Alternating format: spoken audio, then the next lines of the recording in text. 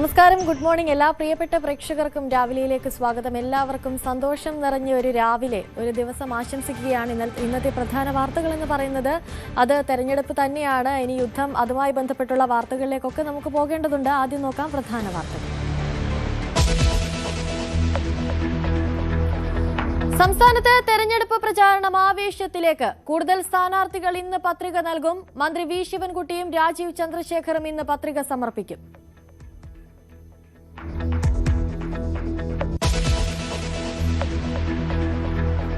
താനൂർ വള്ളിക്കുന്ന് മണ്ഡലങ്ങളിലെ LDF സ്ഥാനാർത്ഥികൾ ഇന്ന്. താനൂരും വള്ളിക്കുന്നും പൊതു സ്വതന്ത്രനെ മത്സരിപ്പിക്കും. മങ്കടയിൽ MP അലവിയെ പിൻവലിച്ച് കുന്നത്ത് മുഹമ്മദിനെ പിന്തുണയ്ക്കാൻ നീക്കം. തിരുവനന്തപുരത്ത് സുധീർ കരമന സ്ഥാനാർത്ഥി.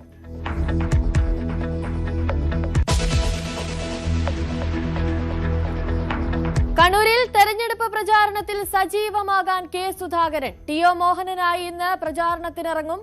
മട്ടന്നൂർ, ഇരിക്കൂർ മണ്ഡലങ്ങളിലേക്കും സുധാകരൻ.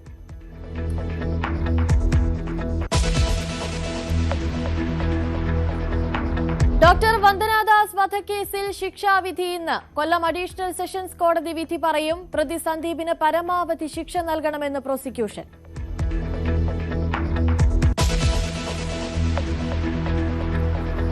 ഇറാനിലേക്കുള്ള യുദ്ധം അവസാനിപ്പിക്കുന്നത് പരിഗണനയിലെന്ന് American president Donald Trump. America ലക്ഷ്യത്തിനരികിലെത്തി.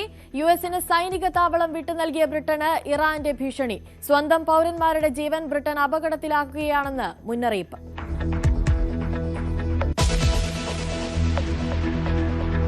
വിശദമായ വാർത്തകളിലേക്ക് കടക്കുമ്പോൾ നമ്മൾ ആദ്യം പോകുന്നത് യുദ്ധവുമായി ബന്ധപ്പെട്ട വാർത്തയിലേക്കാണ്. ഇറാനെതിരെയുള്ള സൈനിക നടപടികൾ അവസാനിപ്പിക്കുന്നത് പരിഗണനയിലാണെന്ന് US പ്രസിഡന്റ് ഡൊണാൾഡ് ട്രംപ് വ്യക്തമാക്കിയിരിക്കുന്നു. US തങ്ങളുടെ ലക്ഷ്യങ്ങൾക്ക് തൊട്ടരികിലെത്തിക്കഴിഞ്ഞു. ഇറാന്റെ പ്രതിരോധ ആണവ സംവിധാനങ്ങളും പൂർണ്ണമായും തകർത്തെന്നും ട്രംപ് പറഞ്ഞു. അതേസമയം ഹോർമുസ് കടലിടുക്കിന്റെ സുരക്ഷ, അതുവഴി ചരക്ക് ഗതാഗതം നടത്തുന്ന രാജ്യങ്ങൾ നോക്കണമെന്നും US ഉത്തരവാദിത്വം ഏൽക്കില്ലെന്നും ട്രംപ് വ്യക്തമാക്കി. ഇതിനിടെ US-ന് സൈനിക താവളങ്ങൾ വിട്ടു നൽകിയ ബ്രിട്ടന് ഭീഷണിയുമായി ഇറാൻ രംഗത്തെത്തി. പ്രധാനമന്ത്രി കീർ സ്റ്റാർമർ സ്വന്തം രാജ്യത്തെ ജനങ്ങളുടെ ജീവൻ അപകടത്തിലാക്കുകയാണെന്ന് വിദേശകാര്യമന്ത്രി അബ്ബാസ് അരക്ചി. ശത്രുക്കൾക്ക് നല്ല വർഷമല്ല വരാനിരിക്കുന്നതെന്ന് ഇറാന്റെ പരമോന്നത നേതാവ് മുജ്തബ ഖമനേയിയും വ്യക്തമാക്കി. ഗൾഫ് മേഖലയിൽ ഇറാന്റെ ആക്രമണം ശക്തമായി തുടരുകയാണ്. അജി സുധാ ബിജു ചേരുന്നുണ്ട് കൂടുതൽ വിവരങ്ങളുമായി. അജി, അമേരിക്ക യുദ്ധം അവസാനിപ്പിക്കാനുള്ള നീക്കങ്ങൾ തുടങ്ങുന്നു എന്ന് പറയുമ്പോൾ തന്റെ ലക്ഷ്യത്തിലേക്ക് അമേരിക്ക എത്തിയെന്ന് വേണം മനസ്സിലാക്കാൻ, അല്ലേ? അമേരിക്കയുടെ പദ്ധതികൾ അത് എന്താണെന്നുള്ളത് നമുക്ക് ഇനിയും മനസ്സിലായിട്ടില്ല. പല സമയത്ത് പലതരം പരാമർശങ്ങളാണ് അമേരിക്കയുടെ പല ഉദ്യോഗസ്ഥരുടെ ഭാഗത്തു നിന്നുണ്ടാകുന്നത്. ഇന്നലെ സൈനിക വിഭാഗത്തിൻ്റെ ഇപ്പോൾ മേധാവിയായിട്ടുള്ള ഉദ്യോഗസ്ഥൻ്റെ ഭാഗത്തു നിന്ന് വന്നിട്ടുള്ള കമൻ്റ് എന്ന് പറയുന്നത് യുദ്ധം ഇനിയും കൂടുതൽ നാൾ മുന്നോട്ട് പോകും, യുദ്ധം ഉടൻ അവസാനിപ്പിക്കാൻ ഉദ്ദേശിക്കുന്നില്ല എന്നുള്ള കമൻ്റായിരുന്നു. എന്നാൽ ഇന്ന് ട്രംപ് ട്രൂ സോഷ്യൽ വഴി പങ്കുവച്ച ഒരു പോസ്റ്റിലാണ് യുദ്ധം ഉടൻ അവസാനിപ്പിക്കും എന്നുള്ള കാര്യങ്ങൾ വ്യക്തമാക്കുന്നത്. അദ്ദേഹം പറയുന്നത് അമേരിക്ക ഇറാനെതിരെയുള്ള സൈനിക നടപടികൾ അവസാനിപ്പിക്കാനുള്ള ആലോചനയിലാണ് എന്നതാണ് ട്രംപ് നിലവിൽ സൂചിപ്പിച്ചിരിക്കുന്നത്. അതിന് ചില വ്യക്തമായിട്ടുള്ള കാരണങ്ങൾ കൂടി അദ്ദേഹം അക്കമിട്ട് ചൂണ്ടിക്കാട്ടുന്നുണ്ട്. അതായത് US തങ്ങളുടെ ലക്ഷ്യങ്ങൾക്ക് തൊട്ടരികിൽ എത്തിക്കഴിഞ്ഞു. ഇറാന്റെ മിസൈൽ കപ്പാസിറ്റി അത് പൂർണ്ണമായിട്ടും ഇല്ലാതാക്കാൻ തങ്ങൾക്ക് കഴിഞ്ഞിട്ടുണ്ട്. അതുപോലെ ഇറാന്റെ പ്രതിരോധ വ്യവസായ മേഖലയെ പൂർണ്ണമായിട്ടും തങ്ങൾ നശിപ്പിച്ചു. അതുപോലെ ഇറാന്റെ നേവി, എയർഫോഴ്സ്, അതുപോലെ തന്നെ ആൻറ്റി എയർക്രാഫ്റ്റ് വെപ്പണറി സംവിധാനങ്ങൾ ഇവയെല്ലാം ഇല്ലാതാക്കി. പിന്നെ ആണവ സംവിധാനങ്ങൾ അത് പൂർണ്ണമായിട്ടും തകർക്കാൻ സാധിച്ചു. ഇനി US-ന്റെ ഒരു മേൽനോട്ടം, അല്ലെങ്കിൽ US അറിയാതെ ഇറാന് തങ്ങളുടെ ആണവ സംവിധാനങ്ങൾ അത് ഡെവലപ്പ് ചെയ്യാൻ സാധിക്കില്ല. ആ ഒരു കാര്യങ്ങളും അത് US പൂർണ്ണമായിട്ടും അച്ചീവ് ചെയ്ത് കഴിഞ്ഞു.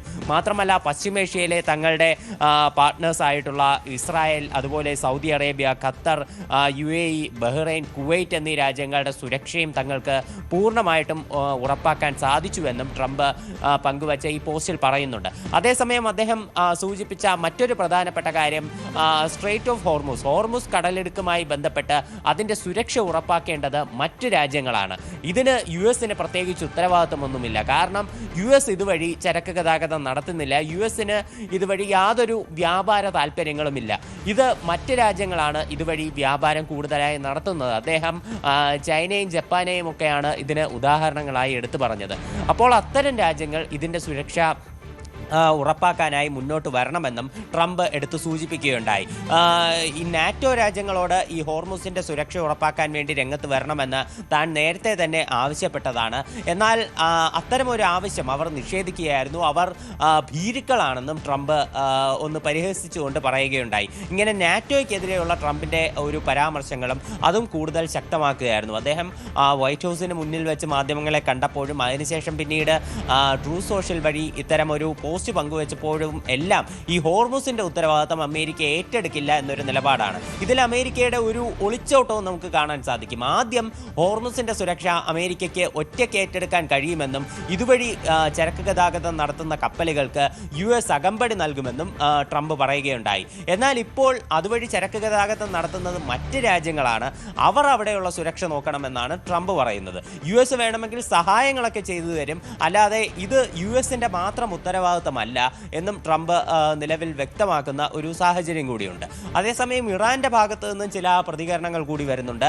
അവരുടെ പുതിയ പരമോന്നത നേതാവായിട്ടുള്ള മുജിതബ ഖമനേയി പറയുന്നത് ശത്രുക്കൾക്ക് ഒരു നല്ല വർഷമല്ല വരാനിരിക്കുന്നതെന്നാണ്.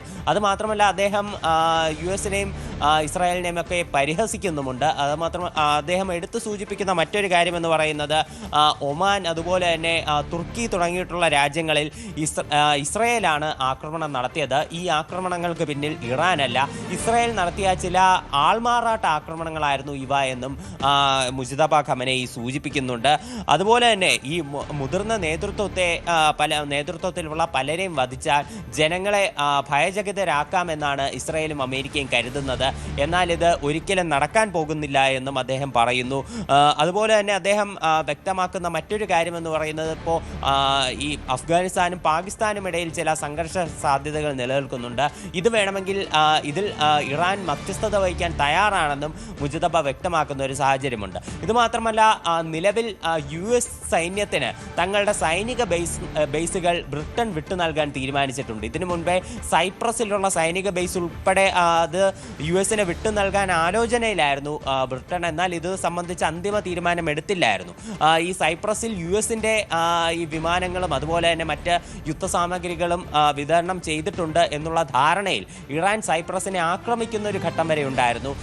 എന്നാൽ അതൊന്നും പിന്നീട് അതൊക്കെ തെറ്റാണെന്ന് തെളിഞ്ഞതിന് ശേഷം ഈ ഒരു മേഖലയിലേക്കുള്ള ആക്രമണം ഇറാൻ പിന്നീട് അവസാനിപ്പിച്ചിരുന്നു. ഇപ്പോൾ ഈ ബ്രിട്ടൻ എന്തായാലും പൂർണ്ണമായിട്ടുള്ള തീരുമാനമെടുത്തു USന് തങ്ങളുടെ സൈനിക ബേസുകൾ ഉപയോഗിക്കാമെന്ന്. ഇപ്പോൾ ഇതിന് പിന്നാലെ ഇറാന്റെ വിദേശകാര്യമന്ത്രിയായിട്ടുള്ള അബ്ബാസ് അറക്ചി ബ്രിട്ടൻ ഒരു ഭീഷണിയുമായി രംഗത്തെത്തിയിട്ടുണ്ട്. അതായത് അദ്ദേഹം പറഞ്ഞത് ബ്രിട്ടനിലുള്ള ഭൂരിഭാഗം ജനങ്ങളും യുദ്ധം ആഗ്രഹിക്കുന്നില്ല, ഈ ഒരു യുദ്ധത്തിൽ പങ്കാളികളാകാൻ ആഗ്രഹിക്കുന്നില്ല. മാത്രമല്ല ഇസ്രായേൽ നടത്തുന്ന ഇത്തരം ആക്രമണങ്ങൾക്ക് എതിരാണ് ബ്രിട്ടനിലെ ഭൂരിഭാഗം ജനങ്ങളും. ഇപ്പോൾ ബ്രിട്ടൻ ഇത്തരമൊരു നടപടി എടുത്തതിലൂടെ തങ്ങളുടെ തന്നെ പൗരന്മാരുടെ ജീവൻ അപകടത്തിലാക്കുകയാണെന്നും ഇറാൻ സൂചിപ്പിച്ചു. ശരി, അമേരിക്ക ഇറാനുമായുള്ള യുദ്ധം അവസാനിപ്പിക്കാനുള്ള നീക്കങ്ങളിലേക്ക് കടക്കുന്നു എന്നുള്ള വിവരങ്ങളാണ് പുറത്തുവരുന്നത്. അജയ് സുധാ ബിജു ആണ് കൂടുതൽ വിവരങ്ങൾ നൽകിയത്. മറ്റൊരു പ്രധാനപ്പെട്ട വാർത്തയിലേക്ക് പോകുമ്പോൾ ഡോക്ടർ വന്ദനാദാസ് വധക്കേസിൽ ശിക്ഷാവിധി ഇന്നാണ്. കൊല്ലം അഡീഷണൽ സെഷൻസ് കോടതിയാണ് വിധി പറയുക. പ്രതി സന്ദീപിന് വധശിക്ഷ നൽകണമെന്ന് പ്രോസിക്യൂഷൻ ആവശ്യപ്പെട്ടിരുന്നു. അധ്യാപകനായ ആൾ ബോധപൂർവം കൊല ചെയ്യില്ലെന്നും മാനസികാവസ്ഥയാണ് സംഭവത്തിലേക്ക് നയിച്ചതെന്നും പ്രതിഭാഗം വാദിച്ചിരുന്നു. 2023 മെയ് 10 കൊട്ടാരക്കര താലൂക്ക് ആശുപത്രിയിൽ വെച്ചാണ് ഡോക്ടർ വന്ദനാദാസിനെ ചെറുകരക്കോണം സ്വദേശി സന്ദീപ് അതിക്രൂരമായി കുത്തി കൊലപ്പെടുത്തിയത്. എസ് വിനീഷ് ചേരുന്നുണ്ട് കൂടുതൽ വിവരങ്ങളുമായി. വിനീഷ്, അതിക്രൂരമായ ഒരു കൊലപാതകം, അതിലിനി എന്തൊക്കെ ഇളവുകൾ നൽകണമെന്ന് ആവശ്യപ്പെട്ടാലും നമ്മളെല്ലാം ആഗ്രഹിക്കുന്നത് സന്ദീപിന് നല്ല രീതിയിലുള്ള ഒരു ശിക്ഷ ലഭിക്കണമെന്ന് തന്നെയാണ്. അത്തരം ഒരു ശിക്ഷ ലഭിക്കാനുള്ള സാധ്യതയുണ്ടോ? തീർച്ചയായും ശ്രീ, അങ്ങനെ തന്നെ ആയിരിക്കും. കൊല്ലം അഡീഷണൽ സെഷൻസ് ജഡ്ജി PN വിനോദാണ് വിധി പ്രസ്താവിക്കുന്നത്. ഇതിൽ നരഹത്യ, ഗുരുതര മുറിവേൽപ്പിക്കൽ, സർക്കാർ ഉദ്യോഗസ്ഥന്റെ ജോലി തടസ്സപ്പെടുത്തൽ, തെളിവ് നശിപ്പിക്കൽ തുടങ്ങിയുള്ള കുറ്റങ്ങൾ നിലവിൽ ഉണ്ടായിരുന്നു. ഈ പ്രതി സന്ദീപിനെതിരെ ചുമത്തിയിരുന്നു. ഈ കുറ്റങ്ങളെല്ലാം തന്നെ കോടതിയിൽ തെളിയിക്കാൻ സാധിച്ചു എന്നുള്ളതാണ് പ്രോസിക്യൂഷൻ കഴിഞ്ഞ ദിവസം പറഞ്ഞത്. അതുപോലെ തന്നെ ഈ ശിക്ഷയിന്മേലുള്ള വാദം കഴിഞ്ഞ ദിവസം പൂർത്തിയായിരുന്നു.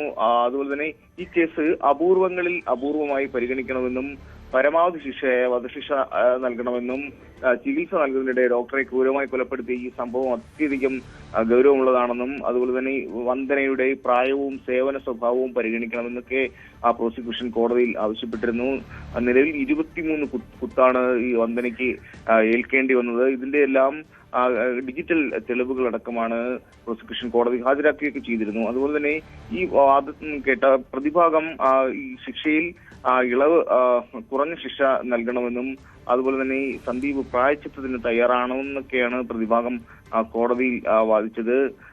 അതുപോലെ തന്നെ ഈ 2023 സൂചിപ്പിച്ചതുപോലെ തന്നെ 2023 മെയ് 10 പുലർച്ചെയാണ് ഈ സംഭവം ഉണ്ടാകുന്നത്. ആശുപത്രിയിലെ സർജിക്കൽ കത്രിക ഉപയോഗിച്ചാണ് പ്രതി ആക്രമണം നടത്തുകയും വന്ദനദാസിന്റെ ജീവനെടുക്കുകയും ചെയ്തത്. അതുപോലെ തന്നെ ഈ കേസിൽ 90 ദിവസത്തിനുള്ളിൽ തന്നെ ഇതിന്റെ കുറ്റപത്രം സമർപ്പിക്കാനൊക്കെ സാധിച്ചിട്ടുണ്ടായിരുന്നു. 1000 പേജ് അടങ്ങുന്ന കുറ്റപത്രമാണ് സമർപ്പിച്ചത്. MM ജോസിന്റെ നേതൃത്വത്തിലുള്ള അന്വേഷണ സംഘമാണ് ഈ കേസ് അന്വേഷിച്ചത്. അതുപോലെ തന്നെ 2025 ഫെബ്രുവരിയിൽ തന്നെ ഇതിന്റെ വിചാരണ ആരംഭിക്കുകയൊക്കെ ചെയ്തിരുന്നു. 70 സാക്ഷികൾ, 22 തൊണ്ടിമുതലുകൾ, 207 രേഖകളെല്ലാം കോടതി ഹാജരാക്കുകയും ചെയ്തു. 2026 മാർച്ച് 7 ആണ് ഇതിന്റെ വിചാരണയൊക്കെ പൂർത്തിയാകുന്നതും.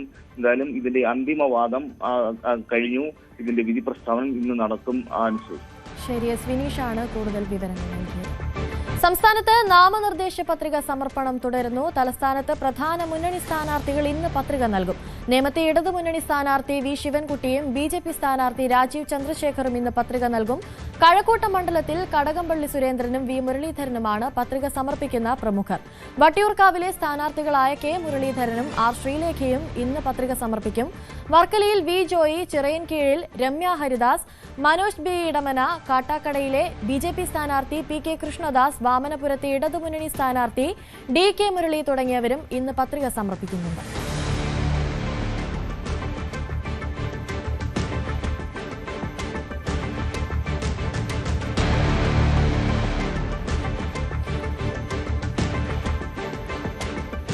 ശബരിമല സ്വർണ്ണക്കൊള്ള ചർച്ചയാക്കിയാൽ തനിക്ക് അനുകൂലമാകുമെന്ന് ഏറ്റുമാനൂരിലെ ഇടതുമുന്നണി സ്ഥാനാർത്ഥി VN വാസവൻ.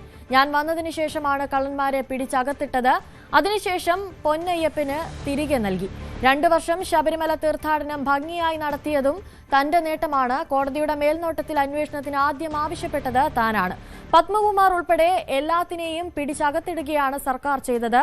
പത്മകുമാറും വാസവും ഒഴികെയുള്ളവർ എല്ലാം കോൺഗ്രസ് നേതാക്കന്മാരാണെന്നും വാസവൻ ന്യൂസ് 18നോട് പറഞ്ഞു. ഏറ്റുമാനൂരിൽ 2ാം ഊഴത്തിന് മന്ത്രി കൂടിയായി VN വാസവൻ ഇറങ്ങുകയാണ്. ഇത്തവണത്തെ ഒരു കോൺഫിഡൻസ് എന്താണ് വാസവൻ?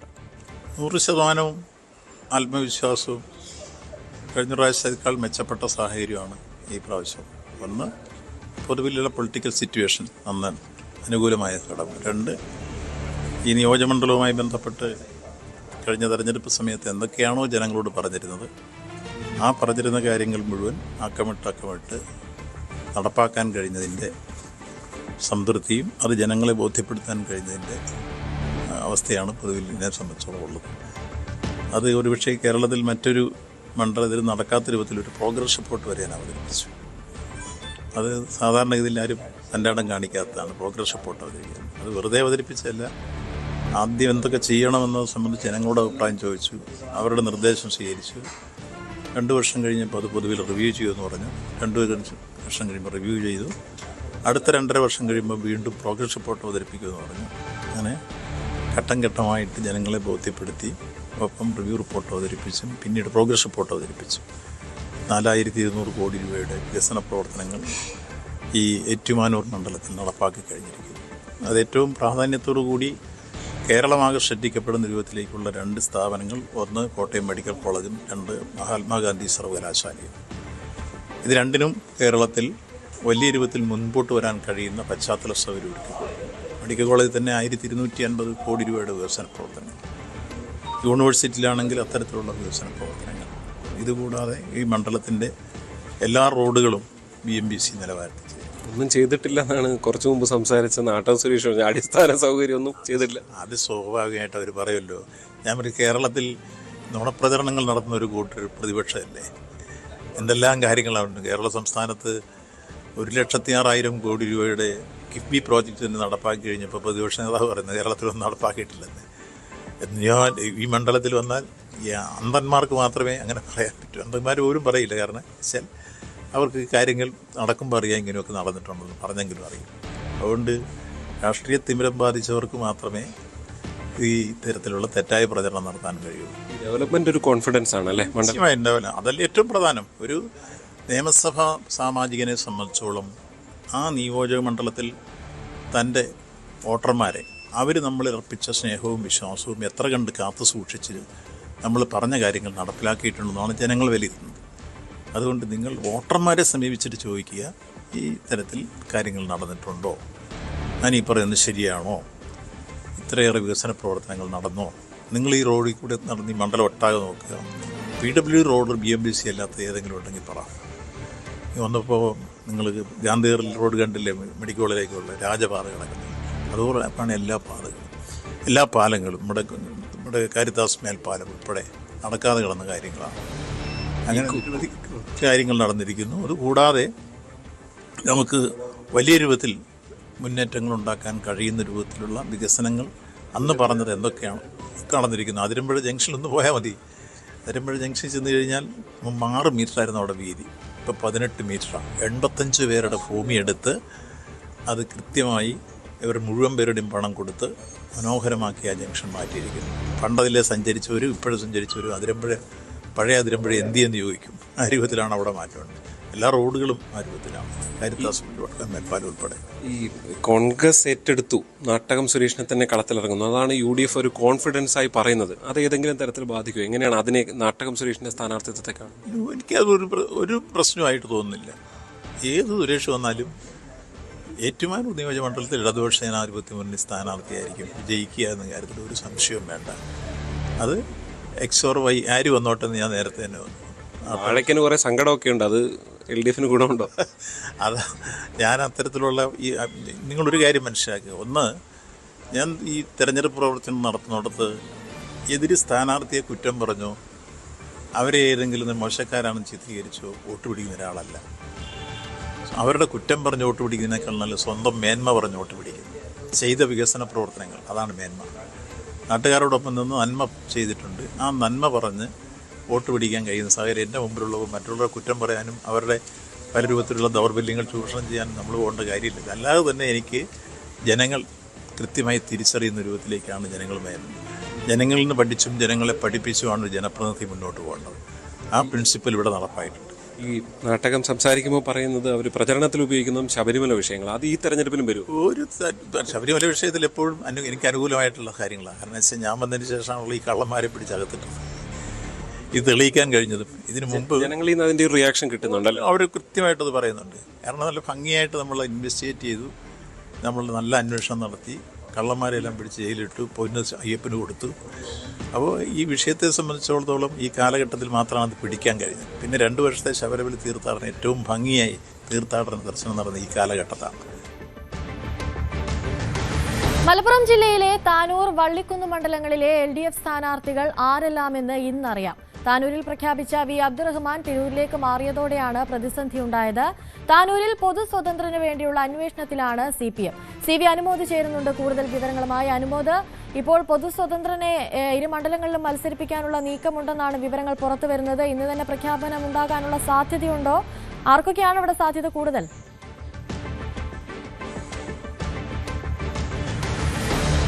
Good morning. ഇനിയിപ്പോൾ പത്രികാ സമർപ്പണത്തിന് കേവലം 2 ദിവസം മാത്രമാണ് ശേഷിക്കുന്നത്. അതുകൊണ്ട് തന്നെ ഇന്ന് സ്ഥാനാർത്ഥികളെ പ്രഖ്യാപിച്ചേ തീരൂ. മാത്രമല്ല UDF ആകട്ടെ അവരുടെ സ്ഥാനാർത്ഥികളെ പ്രഖ്യാപിച്ച് പ്രചരണം ആദ്യ ഘട്ടത്തിലേക്ക് കടക്കുകയും ചെയ്തിട്ടുണ്ട്. പ്രധാനമായിട്ടും താനൂരിലാണ് ഇപ്പോൾ ഒരു പ്രതിസന്ധി രൂപപ്പെട്ടത്. നേരത്തെ വി അബ്ദുറഹ്മാനെ താനൂരിൽ സ്ഥാനാർത്ഥിയെ പ്രഖ്യാപിച്ചിരുന്നു. പക്ഷേ അദ്ദേഹം തിരൂരിലേക്ക് മാറണമെന്ന തീരുമാനം എടുക്കുകയും പാർട്ടി അതിനോട് യോജിക്കുകയും തുടർന്ന് അദ്ദേഹം തിരൂരിലേക്ക് മാറ്റുകയും ചെയ്തു. അപ്പോഴാണ് താനൂരിലേക്ക് ഇനിയൊരു സ്ഥാനാർത്ഥിയെ കണ്ടെത്തേണ്ട സാഹചര്യം സംജാതമായത്. താനൂരിൽ നേരത്തെ അവിടെ LDF പിന്തുടരുന്ന അതേ ശൈലി വെച്ച് UDF-ലെ പല നേതാക്കളെയും സ്ഥാനാർത്ഥികളാക്കാനുള്ള ശ്രമം നടത്തിയിട്ടുണ്ട്. പക്ഷേ അതൊന്നും തന്നെ പൂർണ്ണമായും ഫലം കണ്ടിട്ടില്ല എന്നാണ് ഈ ഘട്ടത്തിൽ നമുക്ക് അറിയാൻ കഴിയുന്നത്.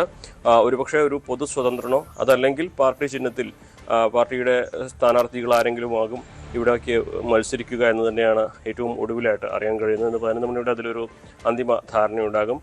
UDF-ന്റെ വോട്ടുകൾ ഭിന്നിപ്പിച്ചാണ് അവിടെ LDF വിജയം നേടുന്നത്. അപ്പോൾ വി അബ്ദുറഹ്മാൻ പിന്തുടർന്ന അതേ ശൈലിയിൽ അവിടെ വിജയം നേടാൻ കഴിയുന്ന ഒരാളെ തന്നെയാകും കൊണ്ടുവരിക എന്നാണ് LDF വ്യക്തമാക്കുന്നത്.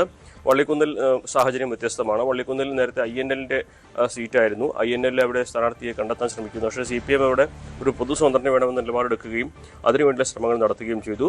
UDFലെ അതൃപ്തരെ ഇവിടേക്ക് കൊണ്ടുവരാനുള്ള ശ്രമങ്ങൾ വളരെ ശക്തമായിട്ട് തന്നെ നടന്നെങ്കിലും അതും പൂർണ്ണമായും ഫലം കണ്ടിട്ടില്ല. അവിടെയും സ്ഥാനാർത്ഥി ഒരു പൊതു സ്വതന്ത്രനായിരിക്കും, പക്ഷേ അത് UDFൽ നിന്ന് വന്ന ആളാകില്ല എന്ന് തന്നെയാണ് അറിയാൻ കഴിയുന്നത്. പക്ഷേ ഇവിടെ മറ്റൊരു പ്രധാനപ്പെട്ട ഒരു ട്വിസ്റ്റ് കൂടി സംഭവിക്കുന്നത് മങ്കടയിലാണ്. മങ്കടയിൽ നേരത്തെ MP അലവി എന്ന ഇടതുപക്ഷ നേതാവിനെ അവിടെ CPM സ്ഥാനാർത്ഥിയെ പ്രഖ്യാപിച്ചിരുന്നു. പക്ഷേ അദ്ദേഹത്തെ മരവിപ്പിച്ച് അവിടെ ലീഗ് വിമതനായിട്ട് മത്സരിക്കുന്ന കുന്നത്ത് മുഹമ്മദിനെ പിന്തുണയ്ക്കാനാണ് LDFന്റെ തീരുമാനം. കുന്നത്ത് മുഹമ്മദിന്റെ സ്ഥാനാർത്ഥിത്വം ഒരുപക്ഷെ LDF നിലവിലെ മങ്കടയിലെ സ്ഥാനാർത്ഥിയെ പിൻവലിച്ച് കുന്നത്ത് മുഹമ്മദിന്റെ തന്നെ സ്ഥാനാർത്ഥിയെ പ്രഖ്യാപിക്കുന്ന ഒരു സാഹചര്യം ഉണ്ടാകുമെന്നാണ് അറിയാൻ കഴിയുന്നത്. അവിടെ അതുകൂടെ തന്നെ നേരത്തെ തന്നെ മഞ്ഞലാംകുഴി അലിയുടെ സ്ഥാനാർത്ഥിത്വത്തിനെതിരെ കുന്നത്ത് മുഹമ്മദ് നിലപാടെടുക്കുകയും അദ്ദേഹത്തെ മണ്ഡലം നിയോജക മണ്ഡല പ്രസിഡന്റ് സ്ഥാനത്ത് നിന്നും മുസ്ലിം ലീഗ് നീക്കുകയും ചെയ്തിരുന്നു. അദ്ദേഹം തുടർന്ന് ഈ ഒരു ലീഗ് സ്ഥാനാർത്ഥിക്കെതിരെ മത്സരിക്കാനുള്ള തീരുമാനത്തിൽ ഉറച്ചു നിൽക്കുകയായിരുന്നു. സ്വതന്ത്ര സ്ഥാനാർത്ഥിയായിട്ടാണ് അദ്ദേഹം പത്രിക നൽകുക. പക്ഷേ LDF അദ്ദേഹത്തെ പിന്തുണയ്ക്കുന്നതോടെ മങ്കടയിലും ഒരു അപ്രതീക്ഷിത സാഹചര്യമാണ് വരാൻ പോകുന്നത്. എന്താണെങ്കിലും സ്ഥാനാർത്ഥി പ്രഖ്യാപനം UDFന്റെ കഴിഞ്ഞ് 2 ദിവസമായിട്ടും LDFന്റെ ഈ സ്ഥാനാർത്ഥി നിർണയം പൂർത്തിയാകാത്തത് വലിയ തോതിൽ തന്നെ പ്രചരണത്തെ ഈ മണ്ഡലങ്ങളിലൊക്കെ ബാധിച്ചിട്ടുണ്ട്. ഇന്ന് സ്ഥാനാർത്ഥി പ്രഖ്യാപനം നടക്കുമെന്ന് തന്നെയാണ്, അല്ലെങ്കിൽ വരുമെന്ന് തന്നെയാണ് നമുക്ക് അറിയാനാകുന്നത്. അനുശ്രീ. ശരി, CV അനുമോദാണ് കൂടുതൽ വിവരങ്ങൾ നൽകിയത്.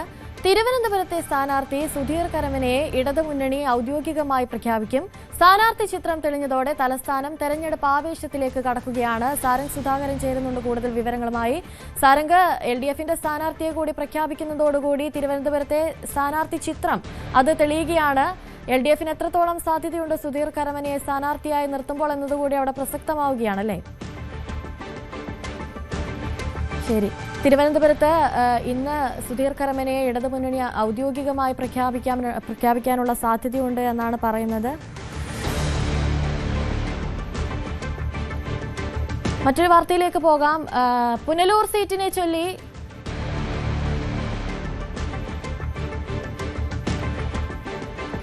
ശരി, CPMുമായി ദീർഘനാളത്തെ ബന്ധമാണുള്ളതെന്ന് നടൻ സുധീർ കരമന ന്യൂസ് 18നോട് പറഞ്ഞു. വിദ്യാർത്ഥി കാലം മുതൽ ഇടതുപക്ഷ മനസ്സാണോ തനിക്കെന്നും അദ്ദേഹം പറഞ്ഞു. തിരുവനന്തപുരം സെൻട്രലിൽ ഇടതുമുന്നണിയുടെ സ്ഥാനാർത്ഥി നിർണ്ണയം വൈകിയത് വലിയ ചർച്ചയായിരുന്നു. ഏറ്റവും ഒടുവിൽ ഇപ്പോൾ ഇടതുമുന്നണി ഒരു സ്ഥാനാർത്ഥിയെ കണ്ടെത്തിയിരിക്കുന്നു. ഔദ്യോഗിക പ്രഖ്യാപനമായില്ലെങ്കിലും സുപ്രസിദ്ധ സിനിമാ താരം സുധീർ കരമന ഇടതുമുന്നണിയുടെ സ്ഥാനാർത്ഥിയാകുമെന്ന സൂചനകളാണ് പുറത്തു വരുന്നത്. ഇപ്പോൾ അദ്ദേഹം നമ്മോടൊപ്പം ചേരുന്നു. അദ്ദേഹം ദീർഘനാളായി ഇടതു രാഷ്ട്രീയവുമായി ചേർന്നു പോകുന്ന ആൾ തന്നെയാണ്. യൂണിവേഴ്സിറ്റി കോളേജിൽ പഠനകാലം മുതൽ ഇടതു രാഷ്ട്രീയവുമായി ചേർന്നു പോയയാളാണ്. അങ്ങ് സ്ഥാനാർത്ഥിയാകുമെന്ന സൂചനകൾ പുറത്തു വരുന്നു. അങ്ങേക്ക് ഔദ്യോഗികമായി പറയാൻ ആയിട്ടില്ല എന്ന് തോന്നുന്നു അല്ലേ? ഔദ്യോഗികമായിട്ട് പറയാറായിട്ടില്ല. കാരണം ഇടതുപക്ഷത്തിൻ്റെ കൺവീനർ, LDFന്റെ കൺവീനറോ LDFിൽ നിന്നുമുള്ള ഔദ്യോഗികമായിട്ടുള്ള അറിവ് അല്ലെങ്കിൽ പ്രഖ്യാപനം വരുന്നത് വരെ ഞാനായിട്ടൊന്നും പറയുന്നില്ല. ഇടത് വേദികളിലെ സ്ഥിര സാന്നിധ്യമാണ് കുറേ വർഷങ്ങളായിട്ട്. തിരഞ്ഞെടുപ്പ് പ്രചരണ പ്രവർത്തനങ്ങളിലാണെങ്കിലും അല്ലാതെ സാംസ്കാരിക പരിപാടികളിലും ഒക്കെ അങ്ങ് സ്ഥിര സാന്നിധ്യമാണ്. ഇടതുപക്ഷമായിട്ടുള്ളൊരു ബന്ധം എങ്ങനെയാണ്? എത്ര നാളായിട്ടുണ്ട്? ഇടതുപക്ഷം ഞാൻ വളരെ കൊച്ചിലേ മുതലുള്ള ബന്ധമാണ്. ഇന്നലെ അല്ല, വളരെ കൊച്ചിലേ മുതലുള്ള ബന്ധമാണ്. ഇടതുപക്ഷമായിട്ടുള്ള ബന്ധമുണ്ട്. സാമൂഹികപരമായിട്ടുള്ള പ്രവർത്തനങ്ങൾ എല്ലാം വളരെ ഇഷ്ടമാണ്. അതുകൊണ്ട് തന്നെയാണ് ഈ പഠനകാലത്ത് SFI ഒക്കെ ഉണ്ടായിരുന്നു. അതെ അതെ അതെ പഠനകാലത്ത് SFIയിൽ പ്രവർത്തിച്ചിട്ടുണ്ട്. സാമൂഹികപരമായും സാംസ്കാരികപരമായും പ്രവർത്തിക്കുന്ന വലിയ ഇഷ്ടമുള്ളൊരു കാര്യമാണ്. അതുകൊണ്ട് തീർച്ചയായിട്ടും മത്സരിക്കാൻ അങ്ങനെ ഒന്ന് പറയുമ്പോൾ ഞാൻ തീർച്ചയായിട്ടും സന്നദ്ധ അറിയില്ല. നോ പറയേണ്ട ആവശ്യമുണ്ടെന്ന് എനിക്ക് തോന്നിയില്ല. പിന്നെ അതുപോലെ തന്നെ ഇടതുപക്ഷവുമായിട്ടാണ് ചേർന്ന് നിൽക്കുന്നത്. ഇടതുപക്ഷത്തിൻ്റെ കൺവീനർ ബാക്കിയുള്ള കാര്യങ്ങൾ പറയട്ടെ. തീർച്ചയായിട്ടും ഇടതുമുന്നണിയുടെ സ്ഥാനാർത്ഥിയാണ്. അതുകൊണ്ട് സ്ഥാനാർത്ഥിയാകാൻ പോകുന്നയാളാണ്. സ്വാഭാവികമായിട്ടും അദ്ദേഹത്തിന് പ്രഖ്യാപിക്കാനോ അല്ലെങ്കിൽ അങ്ങ് തുറന്നു പറയാനോ ഒക്കെ പരിമിതികളുണ്ടാകും. ഇടതുമുന്നണി കൺവീനർ ഇന്ന് വൈകിട്ടോ നാളെയോ ഒരുപക്ഷെ സ്ഥാനാർത്ഥി പ്രഖ്യാപനം നടത്തിയേക്കാം. ഇന്ന് പ്രതിപക്ഷ അടക്കം ചോദിച്ചു എവിടെയാണ് ഇടതുമുന്നണിയുടെ സ്ഥാനാർത്ഥി എന്നാണ്. തിരുവനന്തപുരത്തെ സ്ഥാനാർത്ഥി എവിടെയാണ് പ്രതിപക്ഷ VD സതീശൻ ചോദിച്ചത്. ആ ഉത്തരമായി എനിക്കൊപ്പം നിൽക്കുന്ന സുധീർ കരമന മാറുമെന്ന സൂചനകളാണ് ഇപ്പോൾ ഉള്ളത്. ഏതായാലും വൈകാതെ പ്രഖ്യാപനമുണ്ടാകും. സുധീർ കരമന സുപ്രസിദ്ധ സിനിമാ താരം, തിരുവനന്തപുരംകാരനാണ്. കരമന സ്വദേശിയാണ്. അദ്ദേഹം തിരുവനന്തപുരം സെൻട്രൽ മണ്ഡലത്തിൽ ഇടതുമുന്നണി സ്ഥാനാർത്ഥിയാകും. സാരംഗ് സുധാകരൻ ചേരുന്നുണ്ട് കൂടുതൽ വിവരങ്ങളുമായി. സാരംഗ്, ഇപ്പോഴിതാ സുധീർ കരമന കൂടി സ്ഥാനാർത്ഥിത്വത്തിലേക്ക് എത്തുമ്പോൾ തിരുവനന്തപുരത്തെ സ്ഥാനാർത്ഥി ചിത്രം തെളിയുകയാണ്. ഒരു സിനിമാ നടൻ കൂടിയായ സുധീർ കരമന ഇപ്പോൾ സ്ഥാനാർത്ഥിയായി എത്തുമ്പോൾ അത് LDF-ന് എത്രത്തോളം സാധ്യത നൽകുന്നു എന്നുള്ളതാണ് പ്രധാന ചോദ്യം.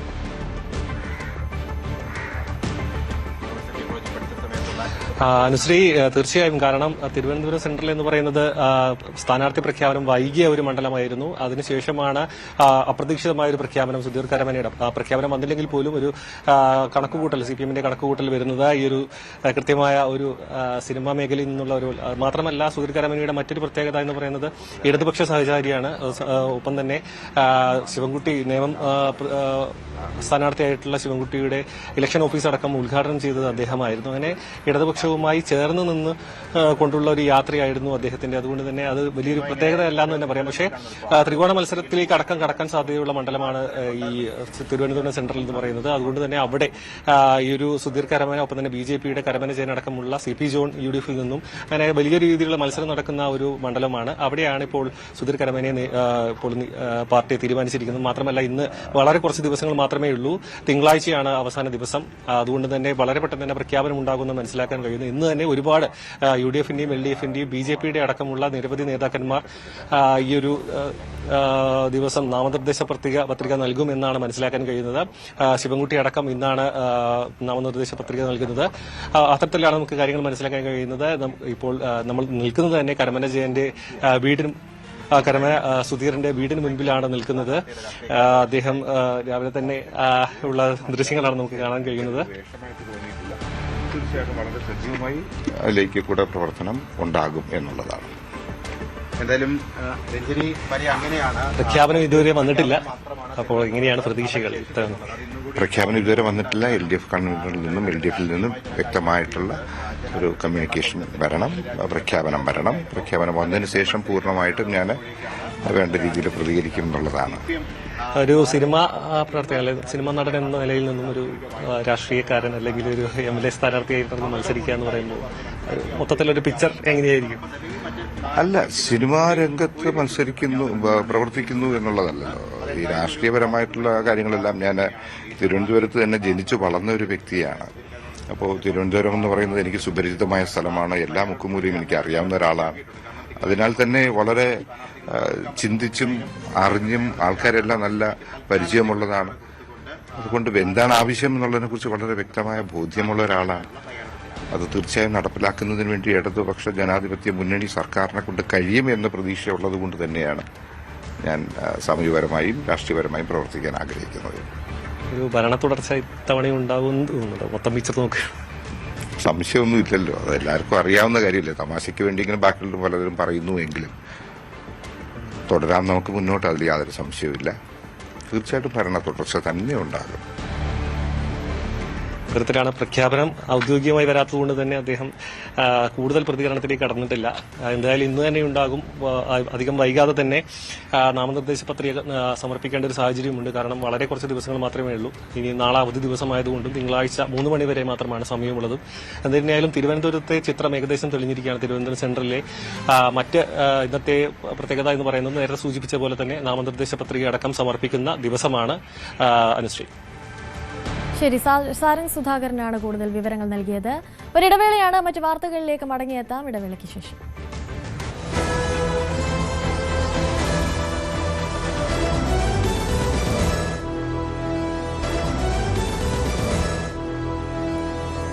രാഷ്ട്രീയ പ്രവർത്തന മണ്ഡലം വേങ്ങരയിലേക്ക് മാറിയതുകൊണ്ട് തന്റെ ശൈലി മാറുന്നില്ലെന്ന് KM ഷാജി. ശൈലിയും പ്രവർത്തന രീതിയും ഒന്നും അങ്ങനെ മാറ്റാൻ കഴിയുന്നതല്ല. PK കുഞ്ഞാലിക്കുട്ടിയുടെ പിന്തുടർച്ചക്കാരനാവുക എന്നത് വലിയ ഉത്തരവാദിത്തമാണെന്നും വേങ്ങരയിൽ മികച്ച ജയം ഉറപ്പാണെന്നും KM ഷാജി ന്യൂസ് 18നോട് പറഞ്ഞു. വേങ്ങര മണ്ഡലം UDF സ്ഥാനാർത്ഥി ശ്രീ KM ഷാജിയാണ് നമ്മുടെ ഒപ്പം ചേരുന്നത്. ഷാജിക, നാട്ടിൽ നിന്ന് എത്തിയിട്ട് എങ്ങനെയാണ് രാഷ്ട്രീയ സാഹചര്യങ്ങളൊന്നും മാറുന്നില്ലെങ്കിലും വേങ്ങര ആദ്യമായിട്ടല്ലേ? വേങ്ങരയിൽ ആദ്യമായിട്ടെന്ന് വെച്ചാൽ മത്സരിക്കാൻ ആദ്യമായിട്ടാണ്, അത്രേ ഉള്ളൂ. വേങ്ങരയൊക്കെ നമ്മുടെ ഒരു പ്രവർത്തന മണ്ഡലത്തിൽ വളരെ അടുത്തൊരു ഏരിയയാണ്. മത്സരിക്കാൻ വളരെ യാദൃച്ഛികമായിട്ട് വളരെ അൺഎക്സ്പെക്റ്റഡ് ആയിട്ടുള്ള വരവായിരുന്നു. അവിടുത്തെ രാഷ്ട്രീയം തികച്ചും വിഭിന്നമാണല്ലോ ഇവിടുത്തെ രാഷ്ട്രീയം. ഇവിടെ എല്ലാവരും ലീഗ് മാത്രമാണ് ചിത്രത്തിൽ നിന്ന് തരത്തിലാണ് പറയുന്നത്. എങ്ങനെ തോന്നുന്നു? അങ്ങനെയൊന്നുമില്ല. രാഷ്ട്രീയത്തിൽ ഇവിടെ ഭൂരിപക്ഷം നമുക്കുണ്ടെന്നല്ലാതെ രാഷ്ട്രീയ രീതികൾക്കോ രാഷ്ട്രീയമായ സമീപനങ്ങൾക്കോ എന്തെങ്കിലും വ്യത്യാസമുള്ളതായിട്ട് എനിക്ക് തോന്നിയിട്ടില്ല. പിന്നെ ഇവിടെ വളരെ കോൺഫിഡൻ്റ് ആണ് മത്സരിക്കുന്ന സമയത്ത്. എൻ്റെ തെരഞ്ഞെടുപ്പ് ശീലങ്ങൾക്ക് വളരെ വിഭിന്നമായിട്ടുള്ളതാണ്. 4 തവണ മത്സരിച്ചത് ഭയങ്കരമായിട്ടുള്ള ഫൈറ്റാണ്. ഇവിടെ അതേ സമയത്ത് അത്ര കുറെ കൂടെ സ്വാസ്ഥ്യമുണ്ട്, നന്നായി ശ്വാസം വിടാൻ പറ്റുന്നുണ്ട്. ശൈലി മാറ്റുമോ? അഗ്രസീവ് ഇത്തിരി കുറയ്ക്കുമോ? എങ്ങനെ? ശൈലി ഏതായാലും മാറ്റാൻ തീരുമാനിച്ചില്ല. കാരണം ആ ശൈലിയാണ് നമ്മളുടെ ഒരു അടയാളം എന്ന് പറയുന്നത്. അത് നമ്മളുടെ വളരെ സിൻസിയറായിട്ടുള്ള നമ്മുടെ അപ്രോച്ചാണ്. ഞാനത് മാറ്റാൻ ശ്രമിച്ചാൽ ഞാനൊരു ഞാനല്ലാതായി പോകും. ഇവിടെ VK കുഞ്ഞാലിക്കുട്ടി പിന്മുറക്കാരനായിട്ടാണ് വരുന്നത്. എല്ലാവർക്കും അതിൻ്റെ ഒരു ആവേശം കാണാവുന്നുണ്ട്. അപ്പോൾ മാറുന്നതിൻ്റെ ഒരു വിഷമത്തേക്കാൾ കൂടുതൽ അങ്ങ് വരുന്നതിൻ്റെ ഒരു സന്തോഷമാണ് പലരും പ്രകടിപ്പിക്കുന്നത്. എങ്ങനെ കാണുന്നത്? ഞാനല്ലെങ്കിൽ തന്നെ അവരുടെയൊക്കെ പിന്മുറക്കാരാണ്, ഞങ്ങളുടെ നേതാക്കന്മാരാണല്ലോ അവരൊക്കെ. അപ്പോൾ അദ്ദേഹം പക്ഷേ ഇതുപോലെ ഒരു ലെഗസിയുള്ള കോൺസ്റ്റിറ്റ്യുവൻസിയിലേക്ക് എന്നെ സജസ്റ്റ് ചെയ്തു എന്ന് പറയുന്നത് 2 തരത്തിലുള്ള പ്രശ്നം തന്നെ എനിക്കുണ്ട്. ഒന്ന് വലിയ സന്തോഷം, രണ്ടാമത് വലിയൊരു ത്രെട്ടാണത്. ഒരു ഉത്തരവാദിത്വം വല്ലാതെ നമ്മളെ ഭയപ്പെടുത്തുന്ന ഒരു കാര്യമാണ്. അതെങ്ങനെ, അതുമാത്രമാണ് എൻ്റെ ഒരു ആശങ്ക ഇവിടെ ഉള്ളൂ. അവരൊക്കെ അവരുടെ എല്ലാം പയറ്റിയ ഒരു കോൺസ്റ്റിറ്റ്യുവൻസിയിൽ എനിക്ക് അതൊരു മുമ്പിലുള്ളൊരു പ്രശ്നമാണ്. ആ ഉത്തരവാദിത്വ ബോധം എന്നെ അലട്ടുന്നുണ്ട്. തീർച്ചയായും അദ്ദേഹം ചെയ്തു വെച്ചതിൻ്റെ പിന്നാലെ നടക്കുക എന്നതിൻ്റെ അപ്പുറം നമ്മുടേതായൊരു ഇടം ഉണ്ടാക്കേണ്ടത് കൂടി ഇല്ലേ അവിടെ? തീർച്ചയായിട്ടും അദ്ദേഹം ഇതിൻ്റെ വികസനം, അത് ആരുടെ വികസനമായാലും വികസനം ഒരു നൈരന്തര്യമാണ്. പുതിയ കാലത്തിനനുസരിച്ചിട്ട് നമ്മളിപ്പോൾ 2 വരി പാത വന്നാൽ പിന്നെ 3 വരി പാത വേണമെന്ന് പറയും, പിന്നെ 4 ആവണമെന്ന് പറയും.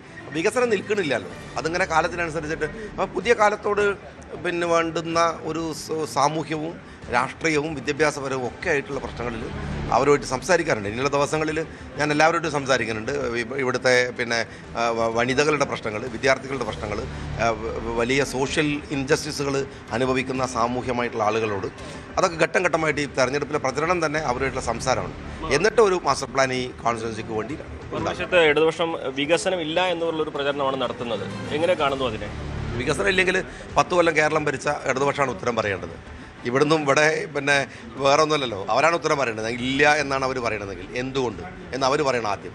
കാരണം റെസ്പോൺസിബിൾ പേഴ്സൺ അവരാണ്. ഗവൺമെൻറ് ഇവിടത്തേക്ക് പണം അനുവദിച്ചില്ല എന്നാണോ അവർ പറയുന്നത്? ഇവിടെ വികസനം കൊടുക്കില്ല എന്നാണോ അവർ പറഞ്ഞത്? എങ്കിൽ അവർ മറുപടി പറയട്ടെ, എന്നിട്ട് നമ്മൾ പറയാം. ഇവിടുത്തെ വികസനം വിസിബിളാണ്. ഇവിടുത്തെ എല്ലാ ഉൾഭാഗങ്ങളിലേക്ക് പോയാലും നിങ്ങൾക്ക് കാണാവുന്ന ഇൻറ്റേർണൽ റോഡ്സുകൾ പരിശോധിച്ചാൽ നിങ്ങൾക്ക് ഉണ്ട്. ഇൻഫ്രാസ്ട്രക്ചറിൽ ഒരു കുഴപ്പമില്ലാത്ത കേരളത്തിലെ അപൂർവ കോൺസ്റ്റിറ്റ്യുവൻസികളിൽ ഒന്നാണിത്. അപ്പോൾ വികസനം ഇല്ല എന്ന് പറഞ്ഞാൽ അവരുടെ കേരളത്തിലെ മുഴുവൻ വികസനത്തിൻ്റെ കുറവ് അവർ സമ്മതിക്കണം. അപ്പോൾ നമുക്ക് സംസാരിക്കാം. ഇങ്ങനെയാണ് ഭൂരിപക്ഷം കണക്ക്? ആ കണക്കേ എനിക്കില്ല, അങ്ങനത്തെ കണക്കേ ഇല്ല. കാരണം വെച്ചാൽ അതൊക്കെ ജനാധിപത്യത്തിൽ അനാവശ്യമായ വർത്തമാനങ്ങളാണെന്ന് വിചാരിക്കുന്ന ഒരാളാണ് ഞാൻ. മത്സരിക്കാൻ വരുന്നു, ഇവിടുത്തെ അവസാനത്തെ വോട്ട് ഭൂരിപക്ഷത്തിൻ്റെ ഒരു പ്രശ്നം ഇല്ലാത്തതെന്ന് വെച്ചാൽ ഈ മണ്ഡലത്തിലെ മുഴുവൻ ആളുകളും വോട്ട് ചെയ്യണമെന്നാണ് എൻ്റെ ആഗ്രഹം. അപ്പോൾ പിന്നെ ഭൂരിപക്ഷത്തിൻ്റെ പ്രശ്നമില്ലല്ലോ. വളരെ ആത്മവിശ്വാസത്തോടെ തന്നെയാണ് അദ്ദേഹത്തിൻ്റെ വേങ്ങരയിലെ പര്യടനം പുരോഗമിക്കുന്നത്. അഖിലോട്ട് പാറയ്ക്കൊപ്പം CB അനുമോദ്, ന്യൂസ് 18. കെ സുധാകരന്റെ മുൻ നിലപാടുകളെ വിമർശിച്ച് വീണ്ടും രാജ്മോഹൻ ഉണ്ണിത്താൻ MP. പാർട്ടിക്കെതിരായി നിന്നാൽ എത്ര വലിയ നേതാവായാലും ജനങ്ങൾ അവരെ ഒറ്റപ്പെടുത്തും. കോൺഗ്രസിനെ വെല്ലുവിളിക്കുന്ന ആരും പാർട്ടിയേക്കാൾ വലുതല്ലെന്നും ഉണ്ണിത്താൻ. ഇത്തവണ 111 സീറ്റ് നേടി UDF അധികാരത്തിലെത്തുമെന്ന് ഉണ്ണിത്താൻ ന്യൂസ് 18നോട് പറഞ്ഞു. സംസ്ഥാനത്ത് കോൺഗ്രസിൽ ഒരു പ്രതിസന്ധി ഉണ്ടായാൽ കൃത്യമായ ഇടപെടൽ നടത്തുന്ന നേതാവാണ് രാജ്മോഹൻ ഉണ്ണിത്താൻ. ശശി തരൂരിന് വിഷയം വന്നപ്പോഴും ഏറ്റവും ഒടുവിൽ കെ സുധാകരന് വിഷയം വന്നപ്പോഴും ഉറച്ച നിലപാടെടുത്ത നേതാവാണ് അദ്ദേഹം. അദ്ദേഹത്തിന്റെ വാക്കുകൾ അതുതന്നെയാണ് പിന്നീട് പ്രതിഫലിച്ചതും. രാജ്മോഹൻ ഉണ്ണിത്താൻ MP തന്നെ ന്യൂസ് 18നോടൊപ്പം ചേരുന്നു. നമുക്ക് കളം പിടിക്കാൻ കോൺഗ്രസ് എന്നാണ് ഇനി വരുന്ന സമയം. വളരെ ചെറിയ സമയം മാത്രമേ ഉള്ളൂ. എങ്ങനെയായിരിക്കും കോൺഗ്രസിന് ഇനി മുന്നോട്ടുള്ള പോകും? കേരളത്തിലെ പൊതുജന സമൂഹം ഒരു തീരുമാനമെടുത്തിട്ടുണ്ട്. ശ്രീ പിണറായി വിജയൻ്റെ നേതൃത്വത്തിലുള്ള ഈ ഗവൺമെൻറ്റിനെ അധികാരത്തിൽ നിന്ന് പുറത്താക്കുക, അധികാരം UDFനെ ഏൽപ്പിക്കുക. അതുകൊണ്ട് സമയത്തിൻ്റെ പരിമിതി ഒന്നും ഈ കാര്യത്തിലൊരു പ്രശ്നമേ ആകില്ല. വളരെ പരിമിതമായ സമയം മാത്രമുള്ളതൊരു ഗുണകരമായ അവസ്ഥയാണ്. കാരണം കോൺഗ്രസ് സ്ഥാനാർത്ഥികൾക്ക് സാമ്പത്തികമായ ബുദ്ധിമുട്ടുകളും പരാധീനതകളും ഉണ്ട്. അപ്പോൾ വളരെ കുറച്ച് ദിവസം മാത്രം തെരഞ്ഞെടുപ്പ് പ്രചരണത്തിന് വേണ്ടി ചെലവഴിക്കുക എന്ന് പറയുമ്പോൾ അതൊരു വലിയ നേട്ടം തന്നെയാണ്. ഞങ്ങളെ സംബന്ധിച്ചിടത്തോളം ഒരു തെരഞ്ഞെടുപ്പിനെ നേരിടാൻ പരിപൂർണമായി പാർട്ടിയും മുന്നണിയും സജ്ജമാണ്. അതുകൊണ്ട് ഇത്തവണ ഞാൻ എപ്പോഴും പറയാറുള്ള പോലെ ഒരു മലവെള്ള പാച്ചിൽ ഒഴുകി വരാൻ പോകുന്നു. ഈട്ടിത്തടിയും അതുപോലെ തന്നെ തേക്കിൻ തടിയിൽ നിന്നാൽ കടപുഴകി പോകും. അപ്പോൾ ഇത്തവണ സ്ഥാനാർത്ഥിയുടെ സൗന്ദര്യം, പാരമ്പര്യം, പൈതൃകം ഇതൊന്നും ഒരു വിഷയമല്ല. ജനങ്ങൾക്ക് കോൺഗ്രസും UDFും ഒറ്റക്കെട്ടായി നിൽക്കണം, ഈ അധികാരം കൈമാറ്റം നടത്താൻ. അതുമാത്രമാണ് ജനങ്ങളുടെ ആഗ്രഹം. അതിനെതിരായിട്ട് ആര് നിൽക്കുന്നോ അവരെ ജനങ്ങൾ ഒറ്റപ്പെടുത്തും, കൈകാര്യം ചെയ്യും. അതുകൊണ്ട് ഈ തെരഞ്ഞെടുപ്പ് ശ്രീ പിണറായി വിജയനോട് കടക്ക് പുറത്ത് എന്ന് പറയാനുള്ളൊരു തെരഞ്ഞെടുപ്പാണ്.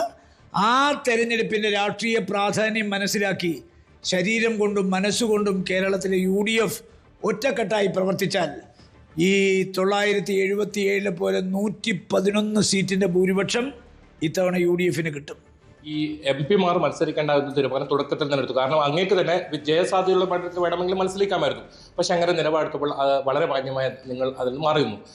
സുധാകരനാണ് ഏറ്റവും ഒടുവിൽ വലിയ തോതിലുള്ള ഒരു പ്രതിസന്ധി ഉണ്ടാക്കിയത്. സുധാകരൻ വിഷയത്തിലും അങ്ങ് ഉറച്ച നിലപാടായിരുന്നു എടുത്തത്. MP മാർ മത്സരിക്കേണ്ടായിരുന്നു. ഏതെങ്കിലും തരത്തിൽ ഈ സുധാകരൻ ഉയർത്തിവിട്ട ഈ പ്രശ്നം ഇപ്പോൾ പാർട്ടിക്ക് വിജയനാണെന്ന് അദ്ദേഹം പറയുന്നുണ്ട്, ആവർത്തിച്ച് പറയുന്നുണ്ട്. അത് ഏതെങ്കിലും തരത്തിൽ കണ്ണൂരോ അതല്ലെങ്കിൽ വടക്കൻ കേരളത്തിലൊക്കെ ബാധിക്കാനുള്ള ഒരു സാധ്യതയുണ്ട്? അതിനകത്തൊരു കാര്യം നമ്മൾ മനസ്സിലാക്കേണ്ടത്, ഈ രാജ്മോഹൻ ഉണ്ണിത്താൻ അല്ലെങ്കിൽ Sudhakaran plus Congress party is something, ഞങ്ങൾ minus Congress party is nothing. Shri കരുണാകരനെ പോലെ ആരാധകരും പിന്നെ അനുയായികളുമുള്ള നേതാവ് കോൺഗ്രസിനെതിരെ ഒരു തീരുമാനമെടുത്ത് കോൺഗ്രസ് വിട്ട് പുറത്തു പോയപ്പോൾ അദ്ദേഹം ആരുമല്ലെന്ന് തെളിയിക്കപ്പെട്ടു. ആ കരുണാകരനാണ് കേരളത്തിലെ കോൺഗ്രസ്സുകാർക്ക് ഏറ്റവും വലിയ പാഠം. കരുണാകരൻ കോൺഗ്രസിൽ നിൽക്കുമ്പോൾ ഒരു വലിയ വടവൃക്ഷമായിരുന്നു. കോൺഗ്രസ് വിട്ട് കഴിഞ്ഞപ്പോൾ അദ്ദേഹം ആരും അല്ലാത്തൊരവസ്ഥ വന്നു. അതുകൊണ്ട് ഇന്ന് കോൺഗ്രസിനെതിരെ വെല്ലുവിളി ഉയർത്തുന്ന ഒരാളും കോൺഗ്രസിനേക്കാൾ വലുതല്ല. ആ സത്യമാണ് സുധാകരൻ പറഞ്ഞത്.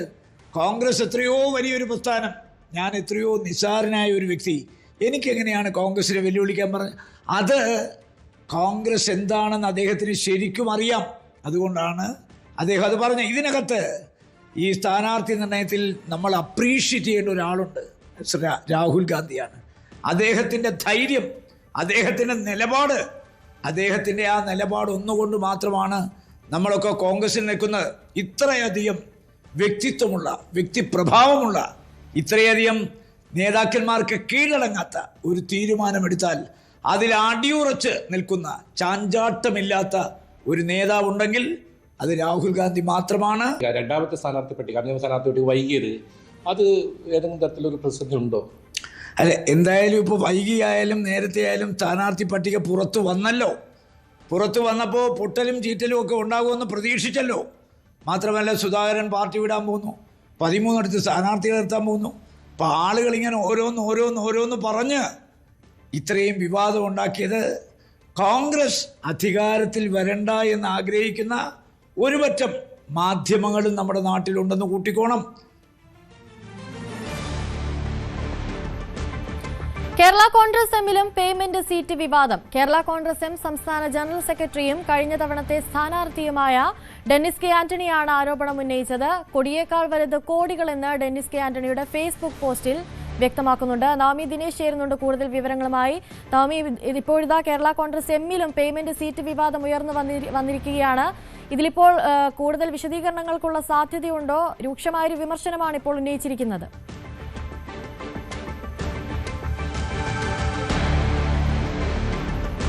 Anusree, very good morning. വളരെ വൈകാരികമായിട്ടുള്ള ഒരു പ്രതികരണം തന്നെയാണ് ഡെന്നിസ് കെ ആന്റണി തന്റെ ഫേസ്ബുക്ക് പേജിലൂടെ പുറത്തുവിട്ടിരിക്കുന്നത്. അതിൽ ആദ്യം ഈ പോസ്റ്റ് തുടങ്ങുന്നത് തന്നെ നിരായുധന്റെ ആയുധമാണ് മൗനം എന്ന കാഴ്ചപ്പാടിലായിരുന്നു കഴിഞ്ഞ ദിവസങ്ങളിൽ. പക്ഷേ തനിക്കെതിരെ ഇപ്പോൾ സ്ഥാനാർത്ഥിയായി വന്ന അവിടുത്തെ LDF സ്ഥാനാർത്ഥിയായിട്ടുള്ള ബിജു എസ് ചിറയത്തിൻ്റെ അനുകൂലികൾ തനിക്കെതിരെ പല വ്യാജ ആരോപണങ്ങളും ഉന്നയിക്കുന്നുണ്ട്. അത് തന്നെ മാനസികമായി വിഷമിപ്പിച്ചു. താൻ കഴിഞ്ഞ കുറച്ച് ദിവസങ്ങളിലായി ആശുപത്രിയിലായിരുന്നു. അതിനുശേഷമാണ് ഇത് തനിക്ക് തുറന്ന് പറയണം എന്ന് തോന്നിയത്. ഇതൊരു പേയ്മെന്റ് സീറ്റാണ്, അതായത് ആ പണം കൊടുത്താണ് LDF സ്ഥാനാർത്ഥി അവിടെ സീറ്റ് സ്വന്തമാക്കിയതെന്ന് കൂടിയാണ് ഡെന്നിസ് കെ ആന്റണി പറയുന്നത്. കോടിയേക്കാൾ വലുതാണ് കോടിയെന്നും വാടക വീടിനേക്കാൾ വലുതാണ് സ്വർണ്ണമഹലെന്നും ഈ തെരഞ്ഞെടുപ്പ് തന്നെ പ്രവർത്തിച്ചു. തൻ്റെ ഇത്രയും നാളത്തെ രാഷ്ട്രീയ പ്രവർത്തനം അത് കറകളഞ്ഞൊരു രാഷ്ട്രീയ പ്രവർത്തനമായിരുന്നു. ഒരു വിധത്തിലുള്ള ആനുകൂല്യങ്ങളോ അല്ലെങ്കിൽ കൈക്കൂലിയോ ഒന്നും തന്നെ താൻ ആരിൽ നിന്നും കൈപ്പറ്റിയിട്ടില്ല. പക്ഷേ തനിക്കെതിരെ ഉണ്ടായ ആരോപണങ്ങൾ തന്നെ വേദനിപ്പിച്ചു. സീറ്റ് നൽകാമെന്ന് പാർട്ടി പറഞ്ഞ് വഞ്ചിച്ചു, ചതിച്ചു എന്നുകൂടി അദ്ദേഹം തന്റെ ഫേസ്ബുക്കിൽ പറയുന്നുണ്ട്. ഈ സ്ഥാനാർത്ഥി പ്രഖ്യാപനത്തിന്റെ അന്ന് രാവിലെ കൂടി 6:14 പോലും എന്നെ പാർട്ടി നേതൃത്വം വിളിച്ച് താനായിരിക്കും ചാലക്കുടിയിലെ സ്ഥാനാർത്ഥി, പ്രാർത്ഥിച്ചൊരുങ്ങിയിരുന്നോളൂ എന്ന് പറഞ്ഞിരുന്നു. പക്ഷേ സ്ഥാനാർത്ഥി പട്ടിക വന്നപ്പോൾ തന്നെ ഏറെ വിഷമിപ്പിച്ചത് കോൺഗ്രസിന്റെ കൗൺസിലറായിട്ടുള്ള ബിജു എസ് ചിറൈത്തിന്റെ പേരായിരുന്നു. കാരണം ബിജു എസ് ചിറൈത്ത് കോൺഗ്രസ് വിട്ട് ഇപ്പോൾ കേരള കോൺഗ്രസ് എമ്മിലേക്ക് ചേർന്നിരിക്കുകയാണ്. അങ്ങനെ ചാലക്കുടിയിൽ 2016 അന്ന് താൻ മത്സരിച്ചിരുന്നു. 2021 താൻ അന്ന് മത്സരിച്ചിരുന്നു. പക്ഷെ അന്ന് തോറ്റുപോയി. പക്ഷേ പിന്നീട് 26 മത്സരത്തിൽ താൻ അവിടെ വിജയിക്കുന്നതിന് വേണ്ടി ചാലക്കുടിയിലെ വാടക വീട്ടിൽ വന്ന് താമസിച്ച് അവിടെ നിന്ന് പ്രവർത്തിക്കുകയായിരുന്നു. അതിനിടയിൽ ഈ സ്ഥാനാർത്ഥി പട്ടിക വന്നപ്പോൾ തന്നെ ഏറെ വേദനിപ്പിച്ചു എന്നും പാർട്ടി തന്നെ ചതിച്ചു എന്ന് പറയുന്നുണ്ട്. ബിജു എസ് ചിറൈത്ത് പണം നൽകിയാണ് ഈ സീറ്റ് സ്വന്തമാക്കിയതെന്നു കൂടിയുള്ള ഗുരുതരമായിട്ടുള്ള ആരോപണമാണ് ഈ ഡെന്നിസ് ആരോപിക്കുന്നത്. പക്ഷേ നേതൃത്വം ഇതിൽ യാതൊരു വിധത്തിലുള്ള മറുപടി പറയാൻ തയ്യാറായിട്ടില്ല. ഈ ബിജു എസ് ചിറൈത്തിനെതിരെ വലിയ ആരോപണം തന്നെയാണ് ഡെന്നീസിന്റെ ഭാഗത്ത് നിന്നും ഉയരുന്നത്. ഫേസ്ബുക്ക് പോസ്റ്റിലൂടെയാണ് ഡെന്നിസ് കെ ആന്റണി ഇത്തരത്തിലുള്ള ഒരു ആരോപണം ഉന്നയിച്ചിരിക്കുന്നത്. എന്തായാലും നേതൃത്വം ഇതിൽ ഏത് വിധത്തിലായിരിക്കും പ്രതിരോധിക്കുക എന്നതുകൂടിയാണ് അറിയേണ്ടത്. ഡെന്നിസ് പറയുന്നത് പ്രകാരം തനിക്ക് അവിടെ വലിയ ജനപിന്തുണയാണുള്ളത്. അവിടെ താൻ ഇനിയും അവിടെ നിന്ന് പ്രവർത്തിക്കും. തന്റെ പ്രവർത്തനം ഇതോടുകൂടി അവസാനിക്കുന്നില്ല. പക്ഷേ ഈ തന്നോട് കാണിച്ച വഞ്ചന എന്ന് തന്നെയാണ് പാർട്ടിക്കെതിരായിട്ടുള്ള വിമർശനത്തിൽ ഉന്നയിക്കുന്നത്. ശരി, നാമി തുടരുക. മറ്റൊരു വാർത്തയിലേക്ക് കൂടി പോകേണ്ടതുണ്ട്. പെരുമ്പാവൂരിലെ UDF സ്ഥാനാർത്ഥിക്കൊപ്പം പ്രചാരണത്തിനിറങ്ങുമെന്ന് എൽദോസ് കുന്നപ്പള്ളി. സീറ്റ് വാഗ്ദാനത്തിന് ശേഷം നിരസിച്ചതാണ് വേദനിപ്പിച്ചതെന്നും എൽദോസ് പറഞ്ഞു. ഇന്നലെ രാത്രി തിരുവനന്തപുരത്തെത്തി രമേശ് ചെന്നിത്തലയുമായി കൂടിക്കാഴ്ച നടത്തിയ ശേഷമാണ് എൽദോസ് നിലപാട് മാറ്റിയത്. നാമി തന്നെ കൂടുതൽ വിവരങ്ങൾ നൽകും. നാമി, സീറ്റ് നിഷേധിക്കപ്പെട്ടതോടെ പ്രചരണത്തിനിറങ്ങുമോ എൽദോസ് കുന്നപ്പള്ളി എന്നുള്ള ചോദ്യങ്ങളൊക്കെ നിലനിന്നിരുന്നു. ഇപ്പോഴിതാ പ്രചരണത്തിനിറങ്ങുമെന്നുള്ള വാർത്തയാണ് പുറത്തുവരുന്നത്. UDFന് മുന്നിലെ ആ ഒരു പ്രതിസന്ധി കൂടി ഇപ്പോൾ നീങ്ങുകയാണല്ലേ?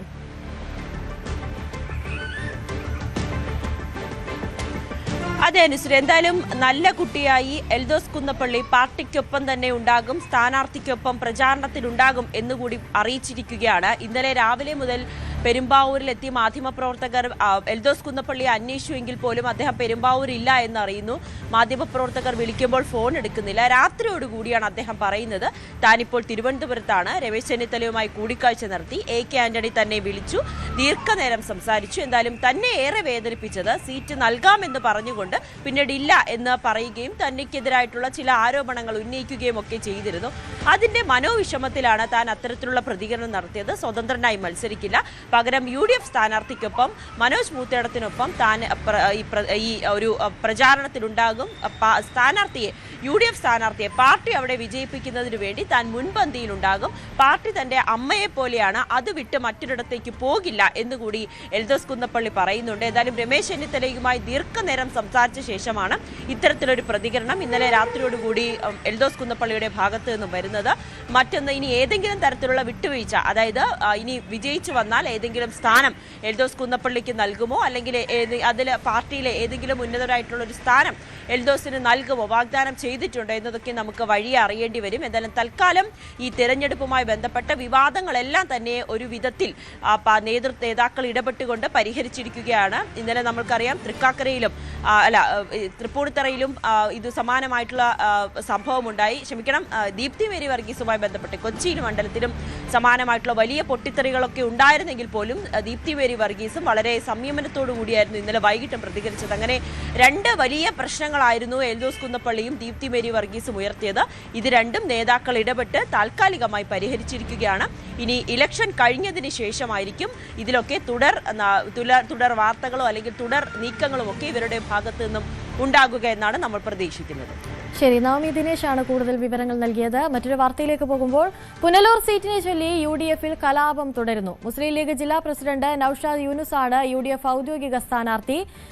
DCC ട്രഷററും UDF പുനലൂർ നിയോജക മണ്ഡലം ചെയർമാനുമായ നെൽസൺ സെബാസ്റ്റ്യനാണ് വിമത സ്ഥാനാർത്ഥി. കൂടുതൽ വിവരങ്ങളുമായി മനോജ് അപ്പുക്കുട്ടൻ ചേരുന്നുണ്ട്. മനോജ്, ഒരുപാട് വിമർശനങ്ങൾക്കൊടുവിലാണ് UDF സ്ഥാനാർത്ഥി പട്ടിക പ്രഖ്യാപിച്ചത്. ഇപ്പോഴിതാ പുനലൂരിൽ UDFൽ അനിശ്ചിതത്വം ഇപ്പോഴും തുടരുകയാണല്ലേ?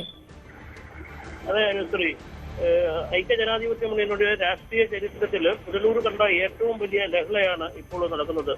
AICC നിർദ്ദേശിച്ച UDF സ്ഥാനാർത്ഥിയും പുനലൂരിലെ കോൺഗ്രസും രണ്ട് തട്ടിൽ എന്ന് വേണം നമുക്ക് പറയാം. പുനലൂർ നിയോജകമണ്ഡലം മുസ്ലിം ലീഗിന് വീണ്ടും നൽകിയപ്പോൾ മുസ്ലിം ലീഗിന്റെ കൊല്ലം ജില്ലാ പ്രസിഡന്റ് നൌഷാദ് യൂനുസിനെയായിരുന്നു സ്ഥാനാർത്ഥിയായി പ്രഖ്യാപിച്ചത്. എന്നാൽ ഇത് ഉൾക്കൊള്ളാൻ കഴിയാത്ത പുനലൂരിലെ കോൺഗ്രസ് പ്രവർത്തകർ പുനലൂർ അഞ്ചൽ ബ്ലോക്ക് കോൺഗ്രസ് കമ്മിറ്റികളുടെ നേതൃത്വത്തിൽ അടിയന്തര യോഗം ചേരുകയും DCC ട്രഷററും പുനലൂർ നഗരസഭാ പ്രതിപക്ഷ നേതാവും ദീർഘകാല കോൺഗ്രസ് പ്രവർത്തകനുമായ നെൽസൺ സെബാസ്റ്റ്യനെ സ്ഥാനാർത്ഥിയായി പ്രഖ്യാപിക്കുകയായിരുന്നു. കഴിഞ്ഞ 2 ടേമുകളിലായി മുന്നണി ധാരണ അനുസരിച്ച് പുനലൂർ നിയോജകമണ്ഡലത്തിൽ മുസ്ലിം ലീഗിന്റെ സ്ഥാനാർത്ഥിയാണ് മത്സരിക്കുന്നത്. എന്നാൽ 2 ടേമുകളിലും സ്ഥാനാർത്ഥികൾ പരാജയപ്പെടുകയും ഇടതുപക്ഷത്തിന്റെ സ്ഥാനാർത്ഥികൾ ഓരോ വർഷവും ഓരോ ടേമിലും 10,000, 20,000 വോട്ടിന്റെ അധിക ഭൂരിപക്ഷത്തിൽ വിജയിക്കുകയും ചെയ്ത സാഹചര്യമുണ്ടായിരുന്നു. തദ്ദേശീയരല്ലാത്ത സ്ഥാനാർത്ഥികൾ വന്ന് മത്സരിക്കുന്നത് കൊണ്ടാണ് ഇത്തരത്തിൽ വൻ പരാജയം ചൂണ്ടിക്കാണിക്കുകയും ഇക്കുറി നിയോജക മണ്ഡലം കോൺഗ്രസ് സ്ഥാനാർത്ഥിക്ക് അവസരമൊരുക്കണമെന്നുള്ള അഭ്യർത്ഥനയും ഉന്നയിച്ചിരുന്നു. ഒരു പരിധിവരെ ഇത് നിറവേറ്റി നൽകാമെന്ന് ഉന്നത അധികാരികൾ നൽകിയിരുന്നതായുമാണ് നമുക്ക് മനസ്സിലാക്കാൻ സാധിച്ചത്. പ്രവർത്തകരുടെ ആവശ്യം KPCC അനുഭാവപൂർവ്വം പരിഗണിക്കുകയും സ്ഥാനാർത്ഥിയെ കണ്ടുപിടിച്ച് പ്രവർത്തനങ്ങൾ ആരംഭിക്കുവാൻ നിർദ്ദേശിക്കുകയും ചെയ്തിരുന്നു. ഇതനുസരിച്ചാണ് കോൺഗ്രസ് പ്രവർത്തകർ സ്ഥാനാർത്ഥിയെ ഏകദേശം ധാരണയാക്കി അന്തിമഘട്ട പ്രവർത്തനത്തിലേക്ക് എത്തിയപ്പോഴാണ് അപ്രതീക്ഷിതമായി മുസ്ലിം ലീഗിന്റെ സ്ഥാനാർത്ഥി വീണ്ടും മത്സരിക്കുവാനെത്തുന്നത്. ഇതാണ് പുനലൂരിലെ കോൺഗ്രസ് പ്രവർത്തകരെ കൂടുതൽ തുടിപ്പിച്ചത്. മണ്ഡലത്തെക്കുറിച്ചും സ്ഥാനാർത്ഥിയെക്കുറിച്ചും വ്യക്തമായ ധാരണ ഉണ്ടാകാത്തതിനാൽ പുനലൂർ നിയോജക മണ്ഡലത്തിലെ UDF സ്ഥാനാർത്ഥിക്ക് ഒരു ചുവരുകൾ പോലും ഇതുവരെ ബുക്ക് ചെയ്തിട്ടില്ല, ഒരു പോസ്റ്റർ പോലും ഒട്ടിച്ചിട്ടില്ല. അങ്ങനെ പ്രചരണത്തിൽ വളരെ പിന്നിലാണ് ഇപ്പോൾ UDF നിൽക്കുന്നത്. ഇടതുപക്ഷ മുന്നണിയുടെ സ്ഥാനാർത്ഥി അജയ് പ്രസാദ് പുനലൂർ മണ്ഡലത്തിന്റെ ഒട്ടുമിക്ക മേഖലകളിൽ 2ാം ഘട്ട പ്രവർത്തനങ്ങൾക്ക് തുടക്കം കുറിച്ചു കഴിഞ്ഞു.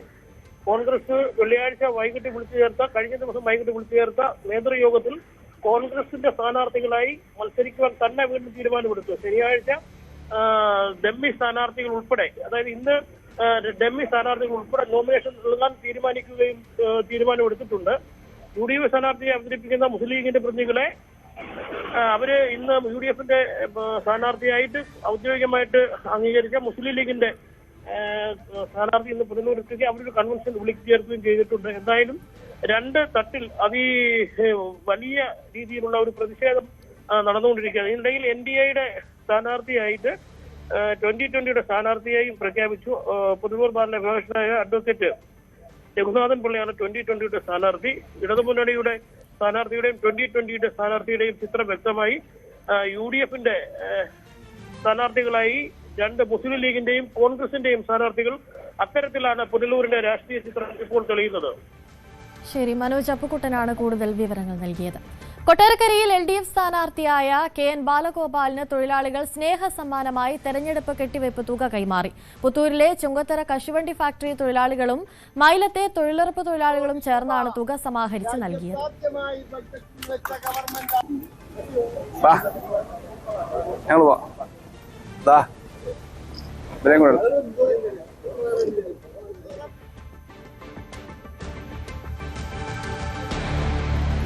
LDF കൺവീനറും സിറ്റിംഗ് MLAയുമായ TP രാമകൃഷ്ണനും യൂത്ത് ലീഗ് നേതാവ് ഫാത്തിമ തഹ്ലിയയും തമ്മിലുള്ള പോരാട്ടം നടക്കുന്ന പേരാമ്പ്രയിലാണ് ഇത്തവണ കോഴിക്കോട് ജില്ലയിലെ ഗ്ലാമർ പോരാട്ടം നടക്കുന്ന മണ്ഡലങ്ങളിലൊന്ന്. പരിചയസമ്പന്നതയും യുവത്വവും ഏറ്റുമുട്ടുമ്പോൾ വിജയം ആർക്കൊപ്പമാകും? പേരാമ്പ്രയിലെ വോട്ടർമാരുടെ പ്രതികരണങ്ങളിലൂടെ നമുക്കൊന്ന് പോകാം. തെരഞ്ഞെടുപ്പ് പ്രചാരണം കൊഴുപ്പോടുകൂടി മുന്നോട്ട് പോവുകയാണ്. നമ്മളിപ്പോൾ പേരാമ്പ്ര മണ്ഡലത്തിലാണുള്ളത്. CPMന്റെ വലിയ നേതാവ് TP രാമകൃഷ്ണനൊപ്പം മുസ്ലിം ലീഗിലെ ഏറ്റവും പുതുമുറക്കാരിയായ ഫാത്തിമ തഹ്ലിയുമാണ് മത്സരിക്കുന്നത്. എങ്ങനെയുണ്ട് ഇത്തവണത്തെ തെരഞ്ഞെടുപ്പ്? ഗംഭീരല്ലേ? ഗംഭീര. വാശിയുള്ള പോരാട്ടമാണോ ഇത്തവണ? അല്ലാണ്ട് എന്താ, വാശി വേണ്ടേ? തെരഞ്ഞെടുപ്പ് എന്ന് പറഞ്ഞാൽ വാശിയാണ്. വാശി വേണം നേരം. ഇപ്പോഴത്തെ അവസ്ഥയിൽ ആരാണ് ജയിക്കാൻ സാധ്യത? ഇവിടെ TP രാമകൃഷ്ണൻ ജയിക്കും. കാരണം എന്താ വെച്ചാൽ ഇവിടെ പേരാമ്പ്ര മണ്ഡലത്തിൽ ഒരുപാട് വികസനങ്ങൾ TP രാമകൃഷ്ണൻ കൊണ്ടുവന്നിട്ടുണ്ട്. അതുകൊണ്ട് അയാൾ ജയിക്കുന്നേ പറയുന്നത്. തെരഞ്ഞെടുപ്പ് ആവശ്യം നല്ല ആവശ്യം തന്നെയാണ്. ഉഷാറായോ? ഉഷാർ തന്നെയാണ്. സ്ഥാനാർത്ഥികളൊക്കെ ഉണ്ട്. സ്ഥാനാർത്ഥികൾ കുഴപ്പമില്ലാത്ത 3 സ്ഥാനാർത്ഥികളുള്ളത്. ആരാ ജയിക്കാൻ സാധ്യത? ഇപ്പൊ ഇപ്പോഴത്തെ അവസ്ഥയിൽ ഭരണവിരുദ്ധ വികാരം ഒരുപാടുണ്ട്. പിന്നെ വികസനത്തിന്റെ പറഞ്ഞതിനോട് വികസനത്തിന്റെ ചില കാര്യങ്ങളിൽ ഇവിടെ ചെയ്തിട്ടില്ല എന്നുള്ളത് പറയുന്നില്ല. പക്ഷെ ഭരണവിരുദ്ധ വികാരമാണ്. നികുതികൾ, അനവധി നികുതികളെല്ലാം കൂട്ടി. അപ്പം തന്നെ ഞങ്ങളെ ഓട്ടോറിക്ഷയെ സംബന്ധിച്ചിടത്തോളം 15 വർഷമുള്ള വണ്ടി ഒഴിവാക്കിയിട്ട് ഒരു പുതിയ വണ്ടി എടുത്തിട്ട് ഇപ്പം പിന്നെ 7 മാസം അല്ല 6 മാസം നീട്ടിക്കൊടുക്കുന്ന ഒരു അവസ്ഥ വന്നില്ല. ഞങ്ങളൊക്കെ വണ്ടി വിറ്റുവല്ല, 15 കൊല്ലം കൊണ്ട് ഒഴിവാക്കിയ വണ്ടിയല്ല. അപ്പൊ ഞാനെല്ലാം വല്ലാത്തൊരവസ്ഥയിലായി പോയിക്കായിരുന്നു. ആരാ ജയിക്കാൻ സാധ്യത? TP തന്നെ തുടർച്ചയായിട്ട് ജയിച്ചുകൊണ്ടിരിക്കുന്നതാണ്. അതെ, തീർച്ചയായും. എന്താ കാര്യം? വീണ്ടും ജയിക്കുന്ന വികസനം തന്നെ ഒരുപാട് കാര്യങ്ങൾ ചെയ്തു. എങ്ങനെയുണ്ട് ഇലക്ഷനൊക്കെ? ഇലക്ഷൻ എങ്ങനെ ചൂടായി വരുന്നത്? സ്ഥാനാർത്ഥികളായി ആർക്കാണ് ജയിക്കാൻ സാധ്യത? ഇത് ശക്തമായിട്ട് ഇടതുപക്ഷ വേരോട്ടമുള്ള മണ്ഡലമാണ്. അതുകൊണ്ട് തന്നെ ഇപ്രാവശ്യം TP ആണ് ജയിക്കാൻ സാധ്യതയുള്ള. ഈ പഞ്ചായത്ത് തെരഞ്ഞെടുപ്പിലൊക്കെ കുറച്ച് പക്ഷേ തിരിച്ചടി ആയില്ലേ പേരാമ്പ്ര? പഞ്ചായത്തിൽ മൊത്തം നോക്കുമ്പോൾ വോട്ടിന്റെ എണ്ണം വെച്ച് നോക്കുമ്പോൾ വലിയ വ്യത്യാസമില്ല. കുറഞ്ഞ വോട്ടിന്റെ ഭൂരിപക്ഷത്തിനാണ് പല പഞ്ചായത്തും പോയത്. അത് പേരാമ്പ്ര TPക്ക് തന്നെയാണ് സാധ്യത. ജയിക്കണമെന്നുള്ള ആഗ്രഹം ഇവിടെ ഫാത്തിമയാണ് ജയിക്കാൻ ആഗ്രഹം. ഏത് പാർട്ടിന്റെ ആള്? ഏത് പാർട്ടിക്കാരൻ ജയിക്കണമെന്നാണ്? കോൺഗ്രസ് ജയിക്കണം എന്നാണ്. കോൺഗ്രസിന് ഫാത്തിമ ചെറുപ്പക്കാരിയാണ് വന്നേക്കുന്നത്? അതെ, ചെറുപ്പക്കാരിയാ. അതുകൊണ്ട് ഉഷാറാണ്. ഒന്ന് ഉഷാറാണ്. യുവത്തല്ലേ, അങ്ങനെ മുന്നോട്ട് വരട്ടെ. കോൺഗ്രസ് പക്ഷേ സ്ഥാനാർത്ഥികളൊക്കെ വൈകിയല്ലോ മൊത്തത്തിൽ. അതൊന്നും കുഴപ്പമില്ല, സ്ഥാനാർത്ഥി വൈകി വന്നോട്ടെ. ജയിക്കാനും വോട്ടൊരിക്കലല്ലേ ഉള്ളൂ. ഇലക്ഷൻ ഒറ്റ പ്രാവശ്യമല്ലേ ഉള്ളൂ. സ്ഥാനാർത്ഥികൾ വൈകി വന്നാലും കുഴപ്പമില്ല. എങ്ങനെയുണ്ട് ഇലക്ഷനൊക്കെ? ഇലക്ഷനൊക്കെ എങ്ങനെ നടന്നുകൊണ്ടിരിക്കുന്നു? പേരാമ്പ്ര ആര് ജയിക്കും? പേരാമ്പ്ര TP രാമകൃഷ്ണൻ. അത് പക്കയല്ലേ. രണ്ടാമത് ആലോചിക്കണ്ട? ഉണ്ടാവും ആലോചിക്കണ്ടേ. ഇവിടെ സ്ഥാനാർത്ഥികളൊന്നും ഇതായിട്ടില്ല. അതൊക്കെ തന്നെ നമ്മൾ കാണുന്നല്ലേ. പിന്നെ അതിൽ തട്ടിമുട്ടിയെല്ലാം വരുമ്പോഴേക്കെല്ലാം ഇവിടെ പ്രചരണമൊക്കെ 2ാം റൗണ്ട് നടന്നു കഴിഞ്ഞു. ആർക്കാ സാധ്യത പേരാമ്പ്രയിൽ? അത് TP തന്നെ ജയിക്കും. എന്താ TP ഇഷ്ടമാണോ? ജയിക്കും. TP കുറെ നാളായില്ലേ ജയിക്കുന്നത്? TP ഇപ്രാവശ്യം ജയിക്കും, ഭൂരിപക്ഷത്തോടും കൂടി തന്നെ ജയിക്കും. ഈ യുവ സ്ഥാനാർത്ഥികളൊന്നും വന്നിട്ട് ലക്ഷ്യമില്ല, അങ്ങനെയാ തോന്നുന്നത്. ഇടതുപക്ഷം വരട്ടെ, TP ജയിക്കും. TP കഴിഞ്ഞ കുറെ നാളായിട്ട് കുറെ ജയിച്ചിരുന്ന ആളല്ലേ? അല്ല, അവര് ജയിക്കട്ടെ. ഇലക്ഷന്റെ ആവശ്യം വളരെ ശക്തമായ പോരാട്ടം പേരാമ്പ്രയിൽ നടക്കുന്നുണ്ട്. പേരാമ്പ്ര 1,14,00,000 റുപ്യ മുടക്കിയിട്ട് ഒരു ബസ് സ്റ്റാൻഡ് നവീകരിച്ചിട്ട് ഒരു മൂത്രം ഒഴിക്കാനുള്ള സംവിധാനമില്ല, ഒരു മൂത്രപ്പുരയില്ല, കക്കൂസില്ല, അങ്ങനത്തെ യാതൊരു സംവിധാനവും ഇല്ല. അഴിമതി നിറഞ്ഞൊരു സംവിധാനം ഇവിടെ ഉണ്ടാക്കിയത്. ബൈപ്പാസിലൂടെ യാത്ര ചെയ്യാൻ വാഹനക്കാർ തയ്യാറാകുന്നില്ല. ഏറ്റവും കൂടുതൽ വാഹനങ്ങൾ ബുദ്ധിമുട്ടുണ്ടാക്കുന്നത് പേരാമ്പ്ര ടൗണിലാണ്.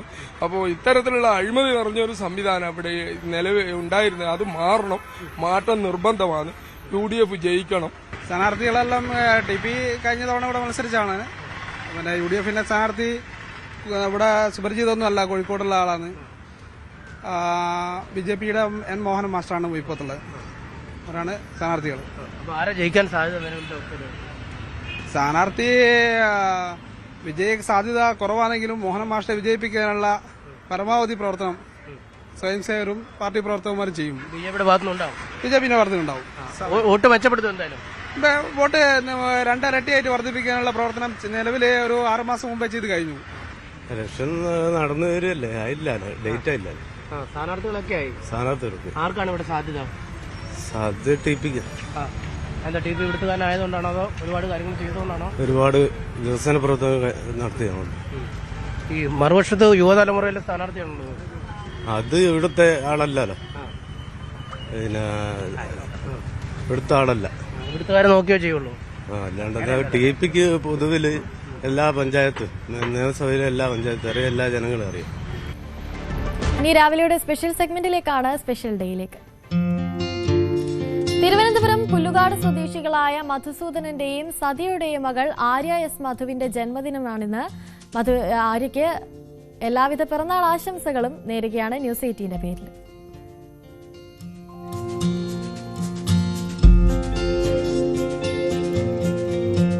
രാവിലെയുടെ സമയം ഇവിടെ പൂർണ്ണമാവുകയാണ്. വാർത്തകളും വിശേഷങ്ങളും ഒക്കെയായി നാളെ വീണ്ടും കാണാം. നമസ്കാരം.